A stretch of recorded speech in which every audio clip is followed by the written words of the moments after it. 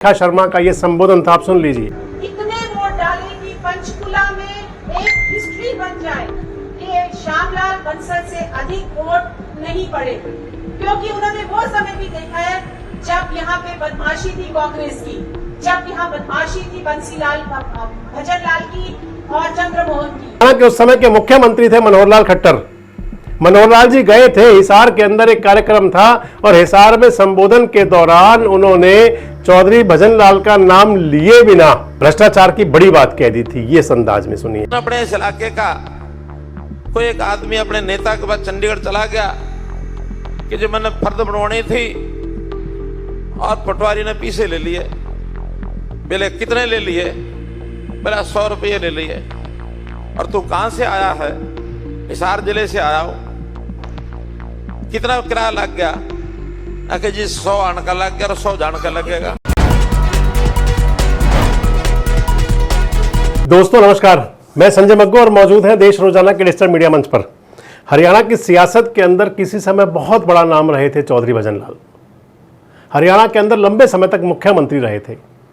चौधरी भजनलाल कहा करते थे कि वो एमएलए बनाने की मशीन है। सत्ता किस प्रकार से अपने पास और अपने कब्जे में रखी जाती है, ये चौधरी भजनलाल ने बाखूबी सीखा था। ये तो केवल 2005 का एक ऐसा दौर आया था कि जब पूरी कांग्रेस का आला कमान यानी कि श्रीमती सोनिया गांधी ने भजनलाल जी की पीएचडी की डिग्री फाड़ दी थी। आपको ध्यान होगा 2005 का विधानसभा चुनाव कांग्रेस ने लड़ा तो बिना चेहरे के था, लेकिन अघोषित चेहरा भजनलाल जी थे और बाद में मुख्यमंत्री बना दिए गए भूपेंद्र सिंह हुड्डा। और उसके बाद हरियाणा की राजनीति के अंदर जो बदलाव आया, वो बदलाव ये था कि एक बार तो भजनलाल जी के बेटे चंद्रमोहन जी, हुड्डा साहब की सरकार के अंदर 2005 से 9 वाली सरकार थी, उसमें कुछ समय के लिए उप मुख्यमंत्री बन गए और उसके बाद उनकी राजनीति कलंकित हो गई चंद्रमोहन जी की। बाद में चंद्रमोहन जी अब यानी कि इस चुनाव में 2024 में फिर विधायक बने हैं। इधर चौधरी भजनलाल जब मुख्यमंत्री नहीं बन पाए थे तो फिर बाद में उनके जो सियासी वारिस दूसरे वाले कुलदीप बिश्नोई के साथ में उनकी माता जी भी हैं जसमा देवी, उनकी धर्मपत्नी भी है रेणुका भी, और उनके बेटे भव्य बिश्नोई। पूरी बात आपसे इस वीडियो में करूंगा और एक सवाल के साथ और शुरू कर रहा हूं कि आखिर भारतीय जनता पार्टी का जो नेतृत्व है, जिसके अंदर चाहे वो बड़े मंत्री हों, चाहे सांसद हों और चाहे पार्टी के नेता और हों, वो क्या चौधरी भजनलाल को या उनकी सियासी विरासत को कदम कदम पर कलंकित करते हैं, उनके बारे में कुछ भी बोल करके, कुछ भी कह करके। दरअसल रेखा शर्मा है हरियाणा से राज्यसभा की सदस्य, महिला आयोग की वो चेयरपर्सन भी रही है राष्ट्रीय। भारतीय जनता पार्टी की वो बड़ी स्थापित नेत्री हैं। जब से बीजेपी की सरकार आई तब से वो सरकार का मुख्य किरदार के रूप में रहती हैं, भले ही आजकल वो राज्यसभा सदस्य के रूप में उनकी जो भागीदारी है। पंचकुला के अंदर बोल रही थी वो, पंचकुला में मेयर का चुनाव होना है और श्यामलाल बंसल वहां पर बीजेपी के कैंडिडेट हैं। पंचकुला के एमएलए आजकल चौधरी भजनलाल जी के बड़े सुपुत्र चंद्रमोहन बिश्नोई हैं और वहां बात कर रही थी, बोल रही थी, सभा में संबोधन दे रही थी, श्यामलाल बंसल को चुनाव जिताने की बात कर रही थी। इसके साथ ही उन्होंने एक बात कह दी, उन्होंने कह दिया कि चौधरी भजनलाल और चंद्रमोहन दोनों के लिए कहा कि इन्होंने लूट से और चोरी से, गुंडागर्दी से चुनाव जीते थे। बड़ा खुला आरोप लगा दिया सीधे सीधे दिवंगत चौधरी भजनलाल और चंद्रमोहन बिश्नोई पर। इस समय चौधरी भजनलाल की जितनी बड़ी पूरी सियासी विरासत है, जो 2 हिस्सों में बटी हुई है, उनमें से अकेले चंद्रमोहन ही विधायक हैं। और उसी विधानसभा क्षेत्र में मेयर के चुनाव के लिए रेखा शर्मा का यह संबोधन था, आप सुन लीजिए। इतने वोट डाले कि पंचकुला में एक हिस्ट्री बन जाए कि श्यामलाल बंसल से अधिक वोट नहीं पड़े, क्योंकि उन्होंने वो समय भी देखा है जब यहाँ पे बदमाशी थी कांग्रेस की, जब यहाँ बदमाशी थी बंसीलाल भजनलाल की और चंद्रमोहन की। किस लिए कहा रेखा शर्मा ने ये बात?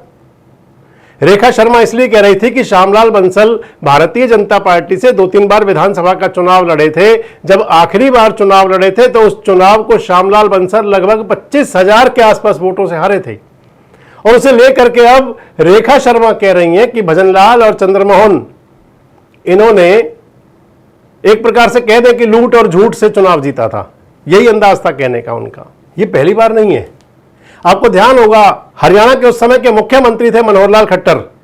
मनोहर लाल जी गए थे, हिसार के अंदर एक कार्यक्रम था और हिसार में संबोधन के दौरान उन्होंने चौधरी भजन लाल का नाम लिए बिना भ्रष्टाचार की बड़ी बात कह दी थी। ये इस अंदाज में सुनिए। अपने इस इलाके का कोई एक आदमी अपने नेता के बाद चंडीगढ़ चला गया कि जो मैंने फर्द बनवानी थी और पटवारी ने पैसे ले लिए।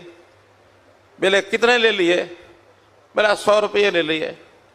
और तू कहां से आया है? हिसार जिले से आया हूं। कितना किराया लग गया? आके जी 100 आने का लग गया और 100 जाने का लगेगा। रहे थे मनोहर लाल खट्टर जी, एक किसान गया था, किसान 200 रुपये खर्च कर लिए और पटवारी उससे 100 रुपये मांग रहा था, तो चौधरी भजन लाल ने अघोषित नाम नहीं लिया था उस समय। ये जरूर कहा था कि हिसार के बड़े नेता, बहुत बड़े नेता, तो हिसार के नेता भजन लाल जी थे कि आप अगर 100 रुपया पटवारी को दे जाते तो 100 रुपये फिर भी बच जाते आपको। हालांकि उस समय कुलदीप बिश्नोई ने बड़ा इसका इंटरनल विरोध किया था और कहा था कि इसका नुकसान बीजेपी को उठाना पड़ेगा। और हालांकि चुनाव के दौरान यह हुआ भी कि रणजीत सिंह चौटाला चुनाव हार गए वहां से, हिसार से, बीजेपी के कैंडिडेट के तौर पर। जेपी साहब सांसद बन गए। एक बयान मनोहर लाल खट्टर जी का और अब एक बयान रेखा शर्मा जी का। इसलिए मैं आपसे कह रहा था वीडियो के शुरू में कि क्या चौधरी भजन लाल और उनकी सियासी विरासत को कहीं ना कहीं बैकफुट पर लाने के लिए, कहीं ना कहीं उनको अपमानित करने की बात तो नहीं है ये। अब आपसे कर लें चौधरी भजन लाल की सियासी विरासत की बात, आखिर वो कहां कहां फैली हुई है। चौधरी भजन लाल हरियाणा के अंदर विधानसभा के लिए तो अजेय रहे थे, चुनाव नहीं हारे थे, लोकसभा का चुनाव हारे थे एक बार।